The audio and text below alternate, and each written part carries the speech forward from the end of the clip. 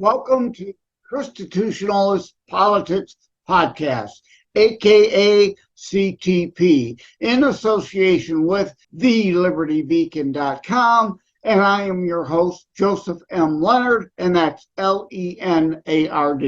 CTP is your no muss, no fuss, just me, you, and occasional guest type podcast. I really appreciate you tuning in. As Graham Norton would say, let's get on with the show.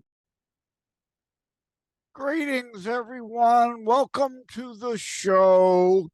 I want to tell you up front that I am actually recording this show very early. It's going to be several weeks out, but it's several weeks out before it airs, and the associated TLB piece will be dropped. I've not even begun writing that yet, but something just happened.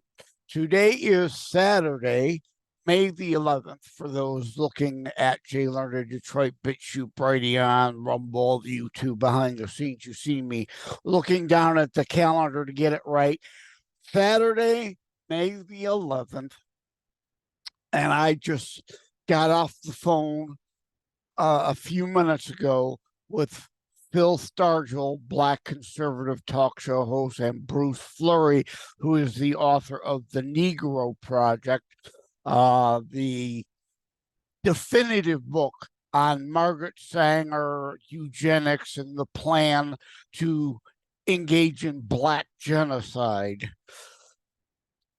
At any rate, I spoke with them as they were waiting for their guest, Michael Warren, Judge Michael Warren, whom I supported for Michigan Supreme Court, as did Bruce and Phil, to talk about other things. But after that, the reason I'm mentioning this is because my friend who used to be on the show more, Ron Edwards, who does host his own nationally syndicated show. More importantly, Ron Edwards has what's known as the Edwards Notebook. And they played the one today, May 11th, about entrepreneurship. I forget the other term he used, about motivations of why to engage in starting one's own businesses. And in such, he said the white community, I think it was, circulation of money generally goes around the white community 9 times before it exits that and gets that money in the hands of another community. He's quoted a statistic about the Asian community and the Latino community, and then said, but the Black community, it only takes like 30 minutes before the money circulates out to another community. Now, I don't know, he didn't say where those statistics came from. I don't know about the validity of that statistic. The 30 minutes may have been a bit of an exaggeration to make a point, and it's an important and valid point. I know Ron Edwards, Black American, great patriot, love him, great guy. Others listening to that might fully distort and say, he's a racist, right? Black, only about Black, Blacks helping Blacks, all about them, only about them. That is the definition of racism, when you're all consumed only about your own race. Racism. Well, that is not his point. One must take into consideration everything else one says or writes and does for the context. You must take that Edwards notebook in context with the other Edwards notebook, and I have no problem with what he said. It's not about racism. He's not a racist. He's making a valid point about any particular people's engagement and involvement and attempts at entrepreneurship to better not only themselves, their own race, but everyone.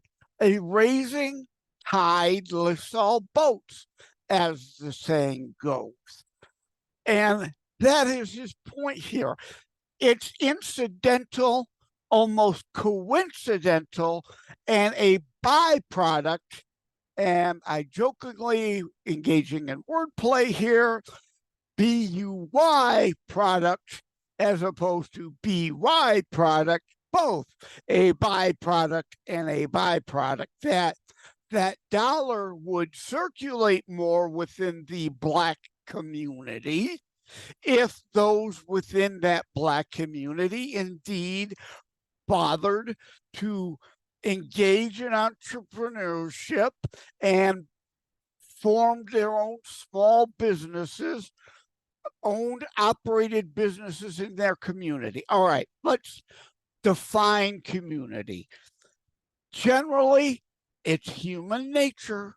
It isn't racism in general. Usually, certainly, sometimes it is. There are racists of all skin tones that are all about their race, only their race, to the exclusion of other races. That can be a Black racist too. That's the definition of racism. So spare me this only white people can somehow be racist. But that's a bit of an aside, a different rabbit hole, but was necessary to say. A community, human nature, I'm sorry, I got to complete that thought. Human nature to generally associate with like-minded people. And like-minded people are usually within the same culture. So it's not unusual, it's not improper, it's not necessarily, it can be, but not always, racist for Asians to live in an Asian community, right? Look at Chinatown in both New York and California. Look at Mexican Town. I'm in the Detroit area. Mexican Town is a thing in the Detroit total city city limits is the words I'm looking for here. So it's normal that usually you're born into a community by people of that community, and a lot of times you stay and help build that community. It's not overtly a racist, conscious decision. So a community could be a half a mile square radius within, like, the city of Detroit, multiple mile square radiuses as Mexican Town is. And back to Ron Edwards' point, again, just using Blacks as an example, it's not all about Blacks, only about Blacks. And indeed, it would coincidentally, and as a byproduct, get that statistic he talked about up, not a purposeful, willful, racist intent to only do business with other Blacks. But of course, most communities have businesses owned and operated by people from that community. For whatever reason, Blacks don't have that as much as the other races or classes of people. It's not racist for Ron Edwards to point that out. It's not racist in his intent to want to improve that situation. It's about all people because, again, eventually, with all the statistics he gave, the money eventually circulates out of that community to another community. So helping yourselves within your own community is part of eventually that rising tide that lifts all boats. That's a good thing. It's not a bad thing. It's not a purposeful, willful, and malice of forethought of racist intent that he talks about this. So thank you, Ron Edwards, for that great Edwards Notebook commentary, as well as all your other Edwards Notebook commentary. And I don't know the website off the top of my head. I will, of course, look it up and put it in the show notes, the edwardsnotebook.com or whatever his site actually is, so you can look at it and hear other of his great patriot, pro-America, pro-business, pro-free markets, pro-everybody doing well, not just his community type fare that he has there. So I hastily, indeed, after the Abolitionist Roundtable, which was the show, again, Phil Stargell, Black conservative, Bruce Fleury, author of the Negro Project, host, and they play the Edwards Notebook, usually a new one every week. Every Saturday, that show airs 9 a.m. Eastern Time to 10 a.m. Eastern Time. You can find that show on whamradio.com, Saturdays 9 to 10 Eastern, with the Listen Live link. I often call into that show, so I absolutely listened. And when I heard Ron Edwards talk about this, I felt motivated to talk about it. So yeah, I hastily now at 10:10 a.m. on Saturday, May the 11th, doing this recording for ChristiTutionalist Politics, because in part inspired by what Ron Edwards, I can't talk again, Ron Edwards, and I'm proud and happy to call that patriot a friend of mine, Edwards Notebook, inspired by it, as well as, again, the need in my mind to clarify and explain the overall context, because some absolutely, positively, the left will attempt to take his words, distort them, and make them out of context to make it like he's some Black Panther or something like that. Like what's his name? Farrakhan, right? Like a Black supremacist and always and only about Black this, Black that, Black the other thing, the Black community. He wants his own Black America. Ron Edwards is not like that. Most people of any race is not like that, not racist. But again, indeed, there are racists. That's not to deny there aren't. There are racists in any and every race, class, group. Racists, classists, whateverists. So, thank you for tuning in. This is going to be a brief episode. I felt it important to discuss that, provide the full context, and indeed reach out to all if and when you get the opportunity to become an entrepreneur and potentially start your own business. It's great, and I hope you can. I hope you will. I hope you're able to then make a living at it. Not all businesses succeed. Some people indeed scrape by and actually earn less of a living than they would if they were working for someone else, a giant conglomerate corporation. But they like that freedom, personal freedom, and sense of power. I don't mean in a tyrannical sense, for themselves, a little bit of control within their own lives rather than that 9 to 5 at the corporation. But again, most small businesses, the misconception is, oh, you own the business and you just rake in the cash.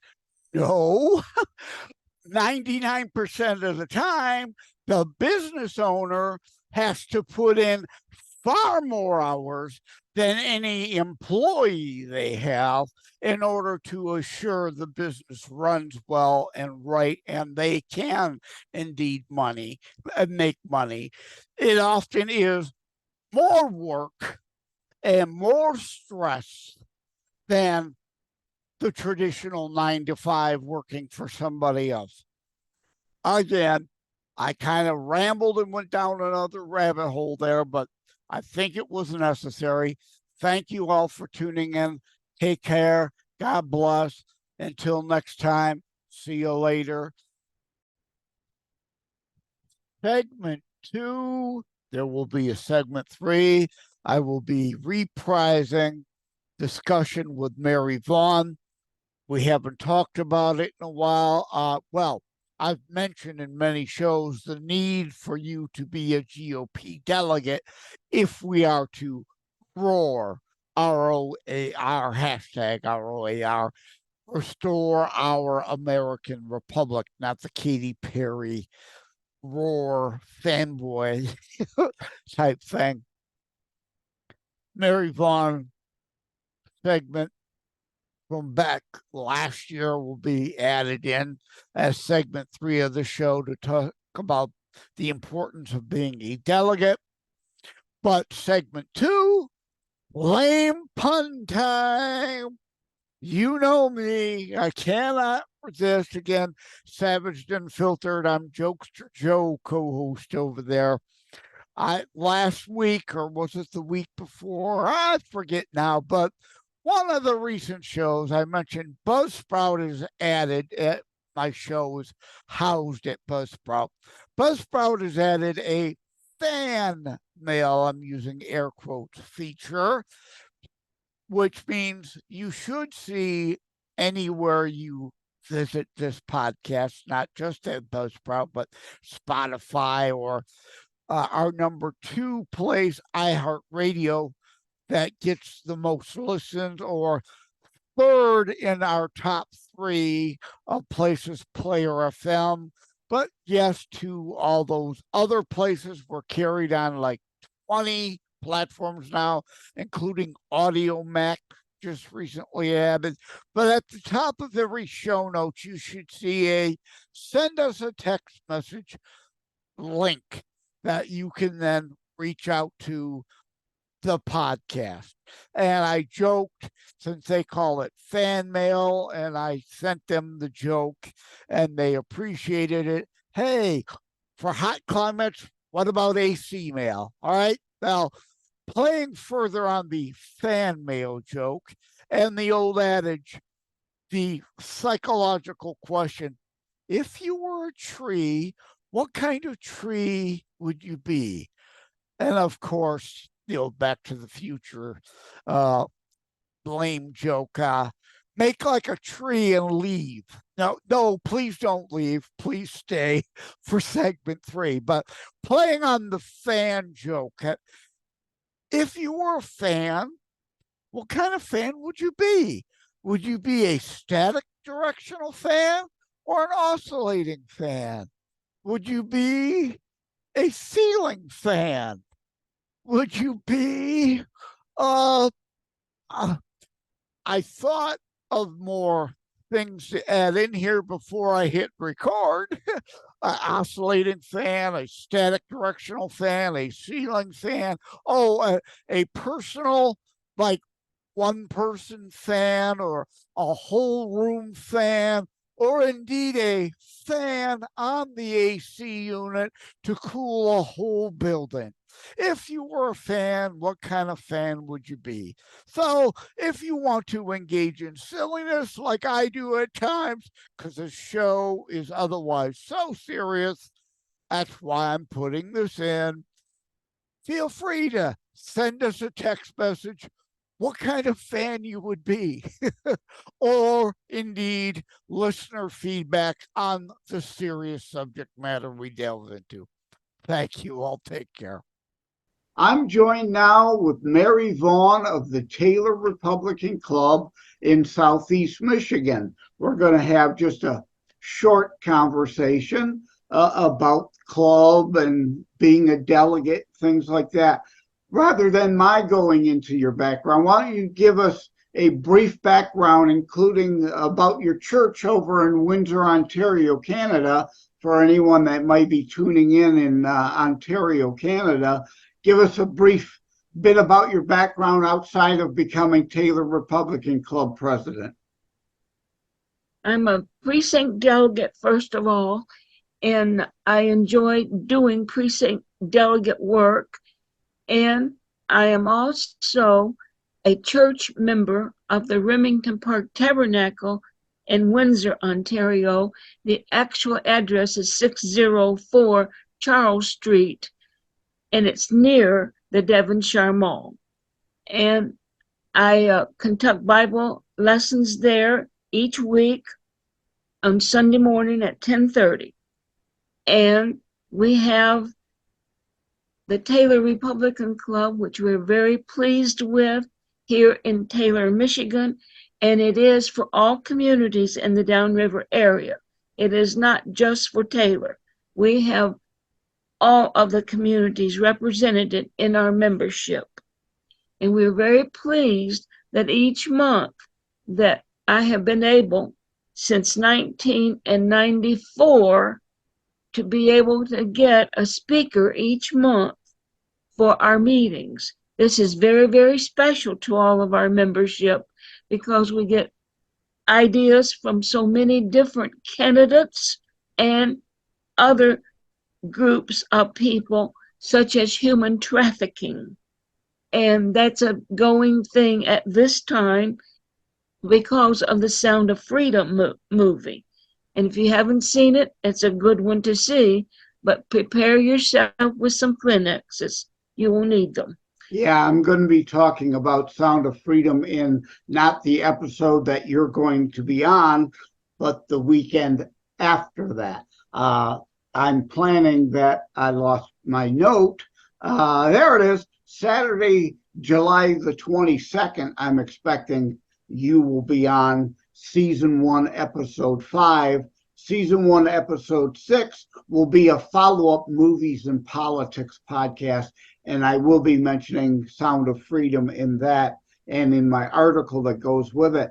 But before we go further, so I don't forget, we're going to mention your website, https://tinyurl.com/TRCMI, which is obviously short for Taylor Republican Club, Michigan. tinyurl.com/TRCMI. And you mentioned you're a delegate, which is important. I wanted to discuss that with you. And before I say that, though, the Taylor Republican Club is not an establishment Republican club. It is for mostly conservative. It's open to anyone, as you said, but it has mostly been a conservatives club, or as I've come to start to call myself, and obviously you are one too, a ChristiTutionalist, short for Christian Constitutionalist. So that is the main focus of the club. We call out liberals, whether they be in the Democrat Party or the Republican Party. We don't play partisan politics. We are No. about principles, not personalities, right? And getting the Republican Party back to the platform. And you mentioned you're a delegate, and I wanted you to go ahead and say the importance of being a delegate, because it doesn't do any good to scream at the cheerleaders, the coaches, the players, the water boy. You got to suit up and get on the field to affect the game, right? And that's being a delegate. Being a delegate involves your activity in the community. You must, from time to time, deliver literature for different candidates. The other reason for being a delegate is so that you can persuade people to get to the polls and vote. The other reason for that is also, from time to time, candidates will need you to go door to door for them and get people's ideas as to why they are not voting or why they would like something else to happen. And you give them the information about the candidates that you know about and the reason that they're running on the Republican ticket.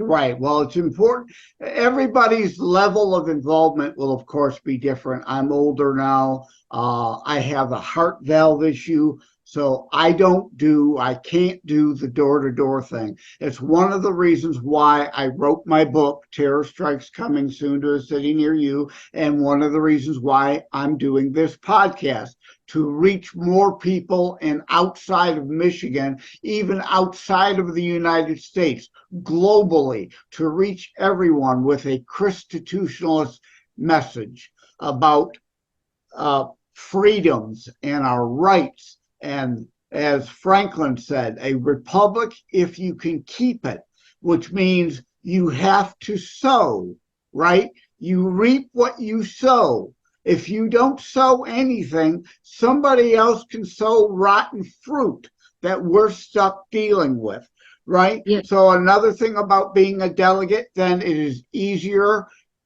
Republican committee meetings are generally open under the Opens Meetings Act. You can go, but as a delegate, you can go to the county convention and get yourself on a committee.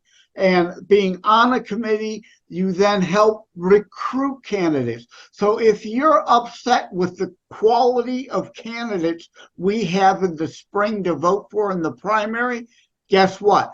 Get off your butt, become a delegate. You then help get better candidates so that we have a better candidate in the spring, which means we have a better candidate in the fall to vote for, rather than, as some people, I get tired of hearing people say, oh, I held my nose and voted for the Republican. Well, even a rhino, I'm going to use that term as much as it upsets some people, but even a Mitt Romney, as I call him, or a Lisa Murkowski, all right, as bad as they are still better than the best Democrat, like Joe Manchin, who has got a lot of people bamboozled. You look at Joe Manchin, he talks a good game, but at the end of the day, he's 99.9% Biden, Pelosi, Schumer vote. That's correct. Even a Murkowski is better than a Manchin because it counts for control of the body, right? If we would have got Herschel Walker elected in Georgia this last term, we would have still had a split Senate and power sharing, as opposed to Chuck Schumer having full control of the Senate right now. So please, we got to stop with that. I'm holding my nose. Yeah, if you got to hold your nose in the fall, you've got to vote for the Republicans. As the saying goes, spring is rhino season. Fall is jackass season, right? You vote for the best candidate in the spring in the primary, and then you vote straight GOP in the fall. And yeah, some bad ones get in, but it's still better than Pelosi, better than Schumer, better than AOC, for God's sake. I mean, how have some people not figured this out? But yeah, thank you for mentioning about being a delegate. The other thing is you could go to state convention, and if you've got the time and money, you could potentially become an elector and go to the national convention. Weren't you an elector one time? Yes, I was. I voted for Donald Trump and Michael Spence. Pence, I meant to say.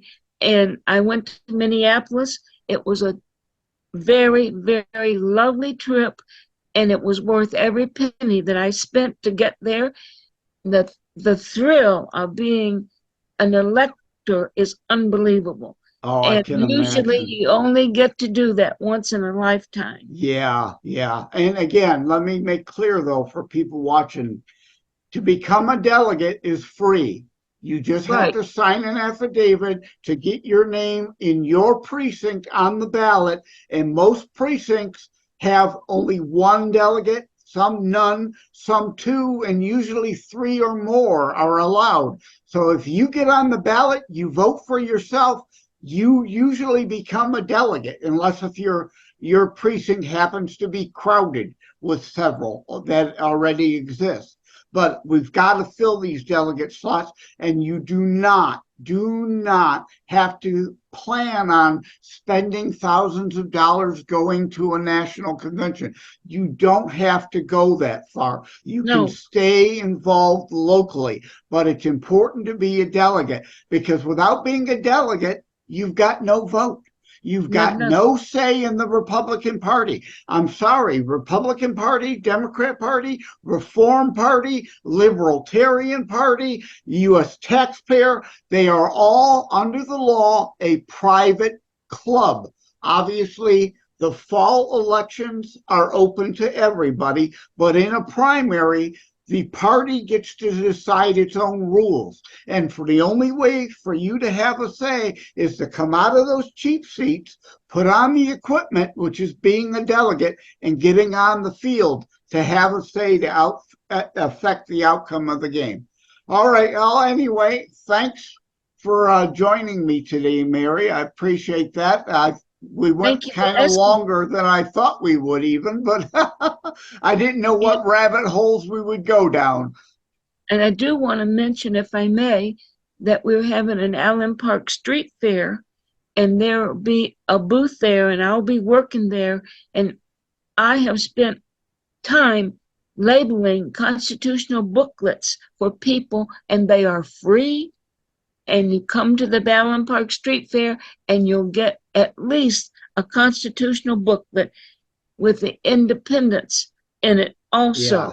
Yeah. Yeah. And it's a shame that the party doesn't do this, but the Taylor Republican Club at least does this. And I know there are certainly other clubs all across the United States that do these things too. And we've got to get more of them doing that. And one thing you mentioned, we didn't say when the meetings are, and it's except what months for the picnic and for Christmas, what Friday of the month?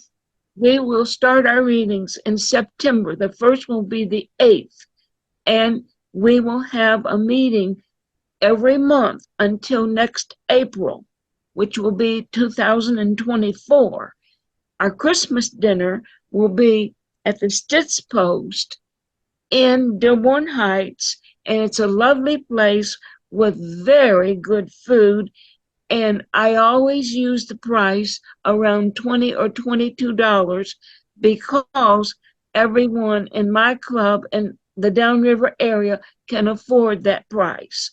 And Right. you won't be disappointed in the food. Right. You're not looking to make money off the Christmas party No, like a lot of clubs do. And of course, the local congressional district needs to raise funds for candidates. Well, TRC does too, but they use that as a fundraiser, whereas you don't. You use it as a ChristiTutionalist type gathering of like exactly. minds.